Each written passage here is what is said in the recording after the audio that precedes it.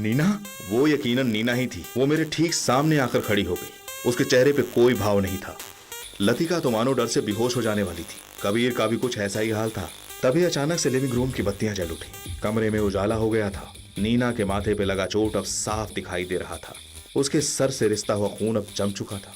मैंने अपना हाथ आगे बढ़ाकर उसके हाथ को छूने की कोशिश की। नीना ने मेरा हाथ अपने हाथ में लिया और मुझे प्यार से देखने लगी।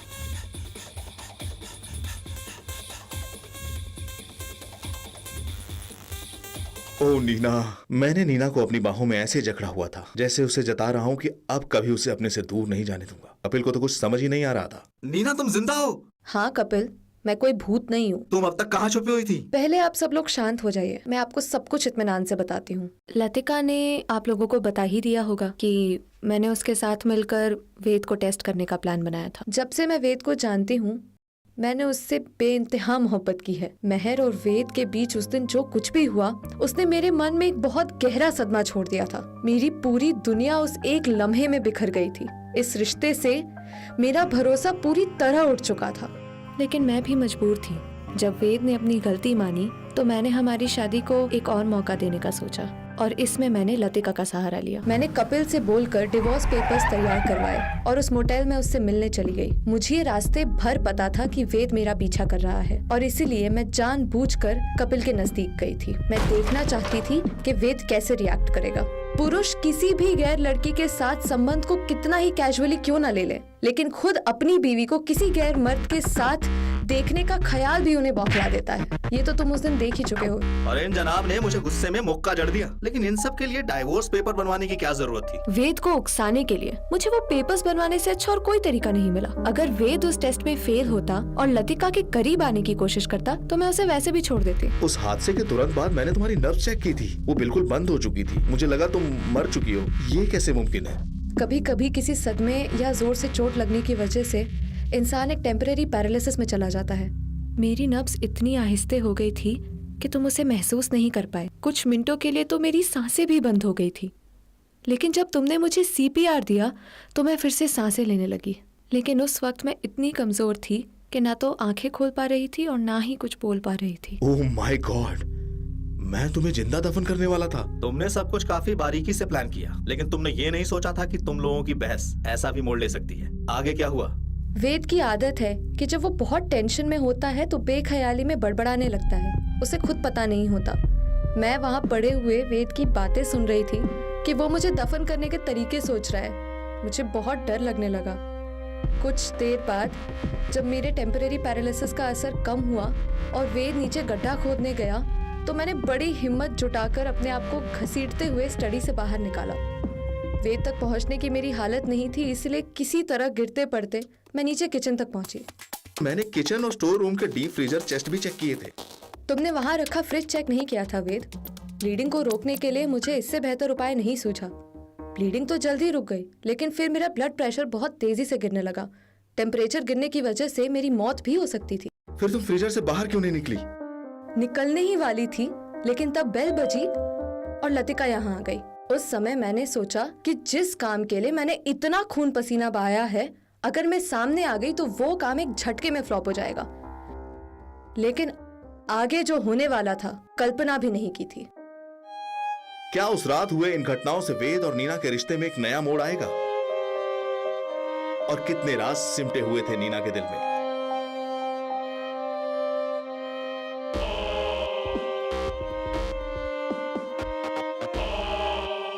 नीना ने एक नजर मुझ पर और लतिका पर डाली और मुस्कुराई। उसने कपिल के हाथ से सिगरेट ली और एक कश लगाते हुए बोली, मैं फ्रिज से तो बाहर निकल आई, लेकिन किचन से बाहर नहीं निकली। मैं लतिका और वेद को दूर से ही देख रही थी। इसका मतलब किचन के दरवाजे के पीछे मुझे कोई नजर आया था, लेकिन जब मैं वहाँ गई तो तुम वहाँ नहीं थी। क्योंकि मैं किचन के पैसेज से निकलकर नीचे वाले बेडरूम में चली गई थी। मैं वेद की बड़बड़ाहट सुन रही थी जब वो लतिका के लिए कपड़े लेने नीचे आया था।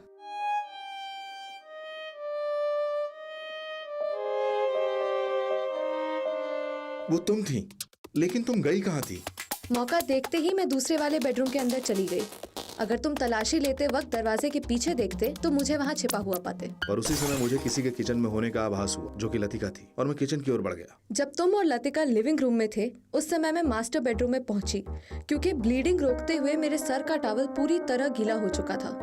मुझे अपने लिए एक फ्रेश कपड़ा चाहिए था, लेकिन इससे पहले कि मैं कबर्ड से कपड़ा निकाल पाती मुझे वहाँ लतिका के आने की आहट हुई, इसलिए मैं तुरंत ही बेड के नीचे छिप गई। तो लाइट जाने पर लतिका ने जिसे लाश समझकर बेड के नीचे छुआ था वो तुम ही थी? हाँ, फ्रीजर में बंद होने की वजह से मेरा शरीर ठंडा पड़ गया था।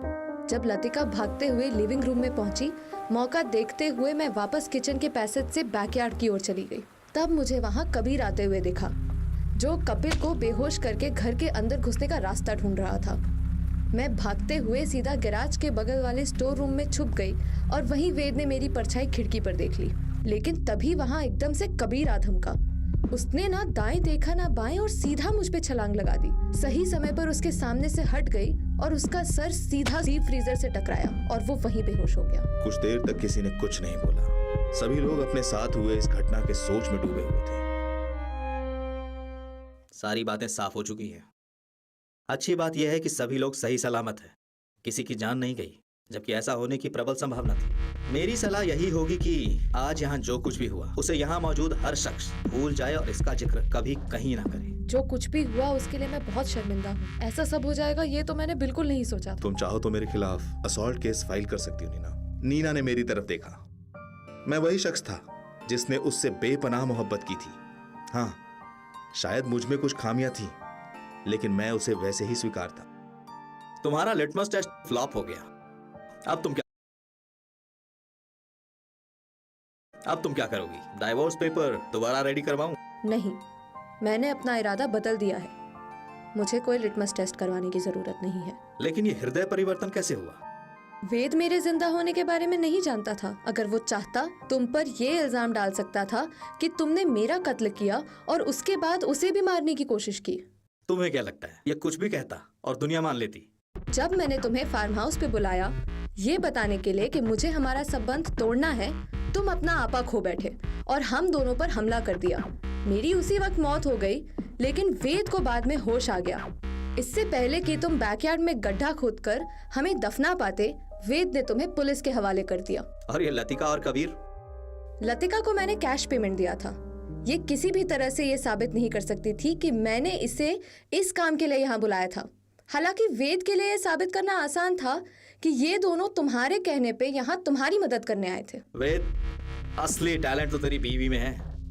क्या जबरदस्त प्लॉट तैयार किया है इसने। क्या ख्याल है तुम्हारा? मैं बिल्कुल शांत किसी सोच में डूबा हुआ था। मेरे अंदर एक तूफान उमड़ रहा था जिसे मैं दबाए बैठा था। क्या वेद नीना को माफ करके उसके साथ एक नई जिंदगी शुरू करेगा, या फिर कुछ और परिणाम निकलेगा इस रात का? अपना अंदेशा कमेंट में लिखिए।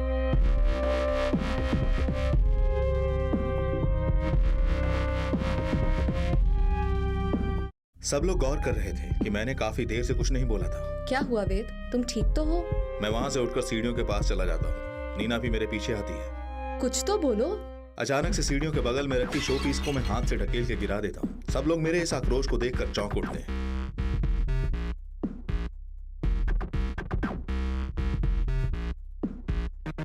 पागल तो नहीं हो गया है? तुम दोनों को चोट लग सकती थी। ये बात तुम नीना से क्यों नहीं कहते हो कपिल? इसने जो पूरा खेल रचा था, हम में से किसी की भी जान जा सकती थी। इसने अपनी सनक के लिए आज 5 लोगों की जान खतरे में डाल दी। अगर किसी को भी यहाँ कुछ हो जाता तो कौन जिम्मेदार होता इन सबका? मैंने कभी सपने में भी नहीं सोचा था कि मेरी बीवी इस हद तक जा सकती है। वेद, ये सब मैंने जानबूझकर नहीं किया है। तुमने मुझे मजबूर किया था। ये सब तुम्हारी उस रात की हरकत का नतीजा है जिसको तुम अपनी गलती मानते हो। मैं तुम सबसे आज के लिए माफी मांगती हूँ, लेकिन सच तो यही है कि तुम सबका यहाँ पे आने का अपना खुद का मतलब था। क्या कह रही हो तुम? मैं जो कह रही हूँ बिल्कुल ठीक कह रही हूँ। तुम कपिल, तुम यहाँ सिर्फ मेरे लिए आए थे। तुम्हें लगा कि वेद से डिवोर्स लेकर मैं सीधा तुम्हारी बाहों में चली आऊंगी। मैं नीना की तरफ एकटक देखे जा रहा था। लतिका, मैंने तुम्हें कभी यहाँ आने के लिए फोर्स नहीं किया था। वो तुम्हारा पर्सनल डिसीजन था और तुम्हारा बॉयफ्रेंड तुम्हारे पीछे पीछे आ गया। इसमें मेरी क्या गलती है? मैंने कभी किसी का बुरा नहीं चाहा था। तुम सब यहाँ खुद अपनी मर्जी से आए थे। तभी उसके चेहरे के भाव बदल गए, जैसे कि उसने मन में कोई और निर्णय लिया हो। तुम सब लोग यहाँ से चले जाओ, मुझे और नीना को अकेला छोड़ो। Are you sure? हाँ। कहीं अब ये सच में नीना को जान से न मारते? सबके जाने के बाद मैं नीना को ऊपर वाले बेडरूम में लेकर गया मेरे चेहरे को देखकर नीना कुछ भी भाप नहीं पा रही थी। मैंने दरवाजे को जोर से बंद किया और नीना को दीवार से सटा दिया। मैं उसके बेहद नजदीक आ गया था। नीना को कुछ भी समझ नहीं आ रहा था, लेकिन उसने मुझे पीछे नहीं धकेला। इतने दिनों बाद आज दोनों पहली बार एक दूसरे के इतने करीब आए थे। हमें एक अलग सा आकर्षण महसूस हो रहा था। तभी मैं सीधे नीना की गर्दन पकड़ लेता हूँ। नीना की सांस एकदम से धीमी हो जाती है, लेकिन वो फिर भी मेरा हाथ नहीं हटाती। मुझे नहीं पता था नीना कि तुम मेरे लिए इस कदर जेलस हो सकती हो। तुमने मुझे आज सच में चौंका दिया है। तुम किसी और के नहीं हो सकते वेद, तुम पर सिर्फ मेरा हक है। आज पहली बार मैंने नीना की आंखों में मेरे लिए ऐसा जुनून देखा था। नीना का यह रूप मुझे और भी आकर्षक लग रहा था। बिना कोई और पल गवाए मैंने नीना को चूम लिया और उससे अपना प्यार जाहिर करने लगा। अगली सुबह मैं काफी देर से सोकर उठा था। एक अरसे बाद मुझे इतनी गहरी नींद आई थी। मैंने करवट बदली तो देखा कि नीना वहां नहीं थी। नीना,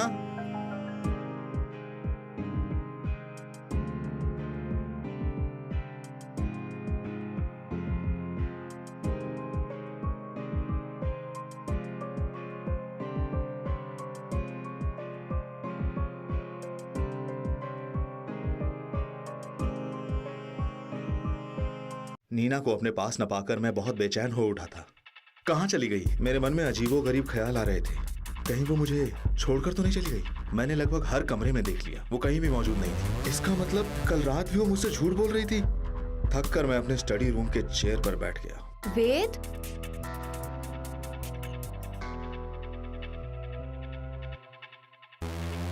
नीना मुझे पुकार रही थी। मुझे तभी महसूस हुआ कि आवाज बैकयार्ड के गार्डन से आ रही थी। मैं खुशी खुशी पीछे की बालकनी की तरफ चला गया। नीना उस बड़े से गड्ढे में मिडनाइट लिली की नई क्यारियां लगा रही थी। नीना, उसने मेरी तरफ मुड़कर देखा और मदहोश करने वाली मुस्कान भी खींच दी। उसके चेहरे पर वो मासूमियत वापस आ गई थी। बाहर मौसम भी बहुत अच्छा था, जैसे किसी तूफान के बाद हवा बिल्कुल साफ हो जाती है। उठ गए राइटर साहब? तुम्हारे सर से गार्डनिंग का भूत कब उतरेगा? जैसे लिखना तुम्हारा पैशन है, उसी तरह गार्डनिंग मेरा जुनून है। उससे याद आया, पब्लिशर का मेल आया है। उसने पहला ड्राफ्ट मंगवाया है। कह रहा था और वेट नहीं कर सकता। तुम इतने आलसी क्यों हो गए हो? न जाने कितने दिनों से तुमने एक पेज भी नहीं लिखा है। मैं नाश्ता लगाती हूँ, खाकर काम करने बैठो। कैसे लिखता? मेरा दिमाग ठिकाने कहाँ था। अब जब सब ठीक हो गया है तो मैं सुकून से लिख सकता हूँ। ठीक है, लेकिन अब कोई बहाना नहीं चलेगा। पूरी तरह से नॉवल में मन लगाओ। बुक रिलीज होने के बाद हम सेलिब्रेट करने एक वेकेशन पे चलेंगे। ये तो गजब आइडिया है, लेकिन एक प्रॉब्लम है। कैसी प्रॉब्लम? मैं एक प्लॉट में अटका हुआ हूँ। समझ में नहीं आ रहा कि कहानी को आगे कैसे बढ़ाऊं। तुम मेरी हेल्प क्यों नहीं करती? वाह, राइटर तुम हो और हेल्प मुझसे मांग रहे हो। मुझसे तो कुछ भी इंटरेस्टिंग नहीं लिखा जाता। मुझे यकीन है तुम हेल्प कर पाओगी। एक बार सुन तो लो। अच्छा ठीक है, क्या है तुम्हारा प्लॉट? प्लॉट ये है कि एक आदमी ने गलती से किसी का मर्डर कर दिया है और उसे समझ नहीं आ रहा कि वो बॉडी को कैसे डिस्पोज करे।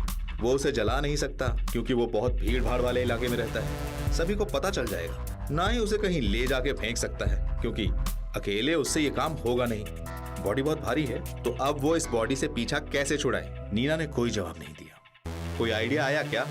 वैसे मैं भी कितना बेवकूफ हूँ, तुमसे कैसे सवाल कर रहा हूँ। छोड़ो, मैं खुद ही कोई तरीका ईजाद करूंगा। इतना कहकर मैं वापस अपने स्टडी रूम में काम करने चला गया। मैं अपने पुराने ड्राफ्ट पे काम करने लगा। तभी मुझे एक कॉल आता है। हेलो, मिस्टर वेद अग्रवाल? जी हाँ, मैं वेद बोल रहा हूँ। मैं काव्या कपूर, साहित्य मैगजीन की हेड एडिटर बात कर रही हूँ। मुझे आपसे कुछ जरूरी बात करनी थी। बोलिए, मैं आपकी क्या मदद कर सकता हूँ? मुझे आपसे मेहर शर्मा के बारे में बात करनी थी। वो हमारे ऑफिस में ही काम करती थी। पिछले कई हफ्तों से उसका कोई अता पता नहीं मिल रहा है, जैसे कि वो कहीं गायब हो गई हो। मुझे उसके साथ के लोगों से पता चला कि वो आपके आने वाले नॉवल के बारे में एक आर्टिकल लिख रही थी और इसी सिलसिले में उसका आपसे काफी मिलना जुलना होता रहता था। तो सोचा एक बार आपसे पूछ लूं, क्या आपको पता है उसके बारे में कुछ? क्या मेहर कहाँ है? किसी को कुछ पता नहीं है? हाँ, करीब 2 हफ्तों से। उसके दोस्तों को भी नहीं पता कि वो एकदम से कहाँ गायब हो गई। लग रहा है आपको भी अभी मुझसे ये बात पता चली। हाँ, मेरी उससे बहुत पहले ही बात होनी बंद हो गई थी। वेद, मुझे एक आइडिया मिला है बॉडी को डिस्पोज करने का। मैंने अचानक ही कमरे में आई नीना की तरफ देखा। उसके चेहरे पर एक अजीब सी कशिश थी। काव्या जी, सॉरी, मुझे काम है अभी। मैं आपसे बाद में बात करता हूँ। काव्या कौन है? कोई नहीं। क्या बात है वेद? नीना, मुझे समझ में नहीं आ रहा तुम्हें कैसे बताऊं, लेकिन मेहर का कुछ पता नहीं चल रहा।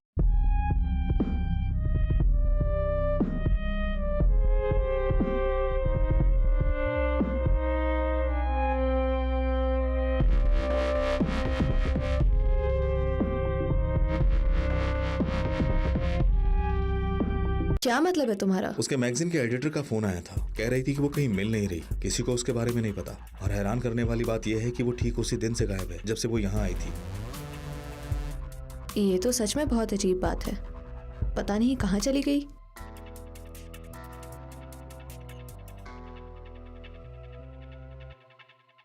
तो तुम क्या बोल रही थी बॉडी डिस्पोज करने के बारे में? कुछ नहीं, ऐसे ही। हो सकता है तुम्हारा आइडिया मेरे हीरो के काम आ जाए। आइडिया थोड़ा अजीब है, इसीलिए शायद किसी ने आज तक इसे अपनाया नहीं होगा। ये तो और भी अच्छी बात है, किसी को कातिल पे शक भी नहीं होगा। तुम्हें ऑर्गेनिक फार्मिंग के बारे में तो पता ही होगा। Of course. अगर कातिल उस लाश के छोटे छोटे टुकड़े करके बड़े से गड्ढे में डाल दे, इससे कुछ ही दिनों में वो पूरी बॉडी वहीं डिकम्पोज हो जाएगी, उससे बदबू भी नहीं आएगी, तो उस पर वो कोई भी पौधा लगा सकता है। क्राइम भी हो गया और एविडेंस भी मिट गया। नीना चाह कर भी अपने चेहरे पे छाई हुई उत्सुकता छिपा नहीं पा रही थी। मैंने उससे इस तरह के जवाब की उम्मीद नहीं की थी। वो मेरे स्टडी पे रखे चाकू से खेल रही थी। तुमने ये सब अभी अभी सोचा? हाँ, गार्डनिंग करते करते मन में इस तरह के ख्याल आते रहते हैं। नीना, मुझे लगता है मैंने तुम्हें अंडर एस्टिमेट किया है। देख रहा हूँ दिन पर दिन तुम्हारे नए परतें खुलती जा रही हैं। आपने अभी कुछ देखा ही कहाँ है मिस्टर वेद?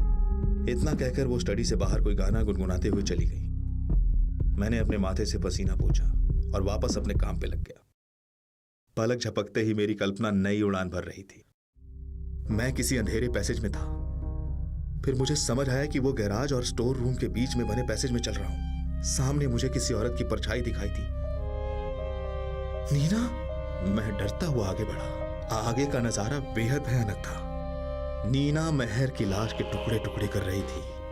क्या हुआ वेद, मुझसे डर गए क्या?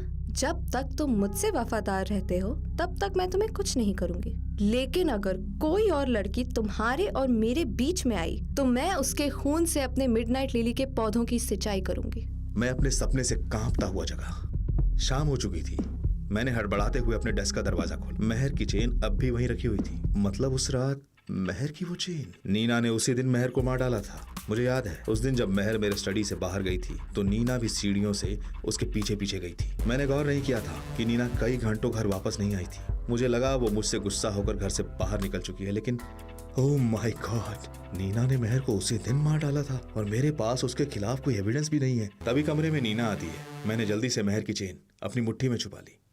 पूरी कर ली अपनी कहानी? क्या? हाँ, वो प्लॉट जो तुम अपने नॉवल में लिख रहे थे। मैंने पब्लिशर को मेल भी कर दिया। एक मिनट चेक करता हूँ। उसे बहुत पसंद आई है। ओह वाओ, आज हम सेलिब्रेट करेंगे। तुम जल्दी से फ्रेश हो जाओ, मैं डिनर रेडी करती हूँ। मेरी जैसे सांसें अटक गई थी। नीना को पता चल चुका है कि मैं महर के बारे में जानता हूँ। कहीं ऐसा तो नहीं कि वो मुझे भी मार डालना चाहती है।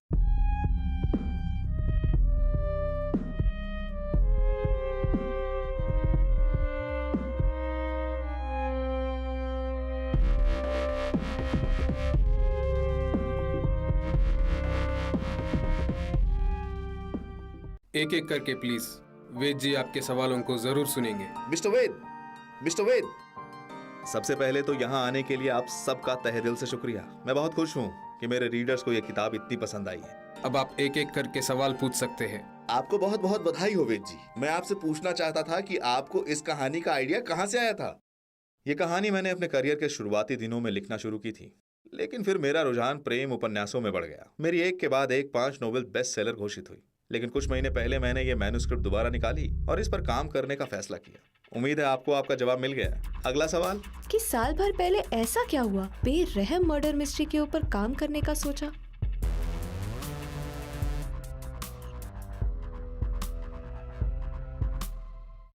मैं 2 पल शांत रहा। मेरे मन में बहुत सारे दृश्य उभर रहे थे। ऐसा कुछ नहीं है, मुझे बस अपनी कहानी पूरी करनी थी और मैं बार बार प्रेम उपन्यास लिखकर कुछ हद तक बोर भी हो गया था। राइटिंग स्टाइल के साथ एक्सपेरिमेंट करना चाहता था। ये नॉवल उसी का नतीजा है। लेकिन मिस्टर वेद, मैंने सुना कि नॉवल लिखते वक्त आपकी शादीशुदा जिंदगी बहुत बुरे दौर से गुजर रही थी। आपको ऐसा किसने बोला? सारे सोशल नेटवर्किंग साइट पे आपकी एक्टिविटी इसी ओर इशारा कर रही थी। ऐसी कोई बात नहीं है। हम लेखक मिजाज के थोड़े मूडी होते हैं। इसका मतलब आपके और आपकी पत्नी के बीच में सब ठीक है। मैं इतने पर्सनल सवालों के जवाब प्रेस कॉन्फ्रेंस में नहीं दे सकता। अगला सवाल। मिस्टर वेद, आपके नॉवल के अंत में रूही अपने पति शरद से इतना प्यार करने के बावजूद उसे पुलिस के हवाले कर देती है। आपको नहीं लगता कि उसकी बीवी होने के नाते रूही को अपने पति को माफ कर देना चाहिए था? ये आप क्या कह रहे हैं? वो एक कोल्ड ब्लडेड मर्डर था, उसे सलाखों के पीछे ही डाल देना चाहिए था। रूही ने एकदम सही फैसला लिया है। मैं इन महोदय की बात से सहमत हूँ। वेद जी ने इस अंत को लिखकर समाज को बिल्कुल सही शिक्षा दी है। दरअसल मेरा प्रश्न ये था कि क्या किसी इंसान के अंदर इतनी हिम्मत हो सकती है कि वो अपने प्रेमी या जीवन साथी को पुलिस के हवाले कर पाए, और असल जिंदगी में खुद वेद जी भी ऐसा सख्त फैसला नहीं ले पाएंगे? No comments. आज के लिए इतना सवाल काफ़ी है। मैं आप सबसे गुजारिश करता हूँ कि पार्टी का आनंद ले और नवल के बारे में अपने ख्याल इस नोटबुक में ज़रूर लिखे। पार्टी खत्म होने के बाद मैं वापस अपने फार्म हाउस आ चुका था। काफी रात हो गई थी। प्रेस कॉन्फ्रेंस के सवालों में उलझा मैं सीधे ऊपर वाले बेडरूम में गया। नीना चैन की नींद सो रही थी। कैसे बच्चे जैसी निश्चल मासूमियत है तुम्हारे चेहरे पे। पर कौन हो तुम? वो नीना जिसने महर को जान से मार दिया, या वो नीना जिससे मैंने प्यार किया था? पर मैं कौन हूं तुम पर उंगली उठाने वाला? मैंने तो खुद तुम्हें गार्डन में दफनाने का प्लान बना लिया था। ओह नीना, क्या मैं तुमसे प्यार कर पाऊंगा? वेद, तुम कब आए? बस अभी। पार्टी कैसी थी? कुछ खास नहीं, लेकिन सबको नॉवेल बहुत पसंद आई और सब तुम्हारे बारे में बात कर रहे थे। मेरे बारे में क्या पूछ रहे थे? यही कि इस नॉवेल की प्रेरणा मुझे तुमसे मिली है। क्या? मेरा मतलब तुमने मेरी हेल्प जो की थी नॉवेल लिखने में। इसमें कौन सी बड़ी बात है? असली टैलेंट तो तुम में है। चलो अब कपड़े बदलकर सोने आ जाओ। क्या उस मनहूस रात की याद और महर के खून के छींटों को हम कभी धो पाएंगे? नहीं, ये बस एक बुरा सपना था वेद। इसे भूलकर तुझे आगे बढ़ना होगा। शायद यही तेरी तकदीर है।